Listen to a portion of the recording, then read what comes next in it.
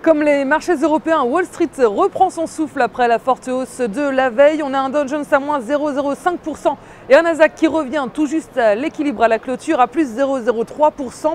Les marchés d'actions américains ont plongé dans le rouge après l'intervention de Ben Bernanke, le patron de la Fed, qui n'a pas laissé entrevoir de nouvelles mesures de soutien à l'économie.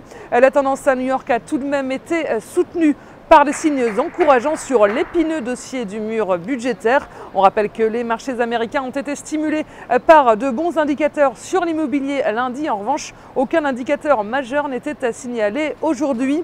Du côté des valeurs à suivre, Hewlett-Packard était sous les feux de la rampe. Il tire le Dow Jones vers le bas. Le titre Hewlett-Packard est à moins 11% après l'annonce de la publication de ses comptes. Le géant américain de l'informatique, qui est en pleine restructuration, essuie une perte annuelle record de 12,65 milliards de dollars et ses prévisions sont pessimistes pour le trimestre en cours.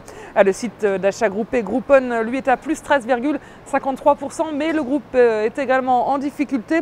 Il a reçu un gros coup de pouce du fonds spécialisé dans les hautes technologies Tiger Global Management. A noter également, Standard & Poor's a relevé d'un cran la note attribuée à Google, qui lâche au passage 0,07%. L'agence de notation loue la solide performance financière du géant de l'Internet. Et puis sur le front des devises, l'euro est en très légère hausse face au dollar à 1,2810 $.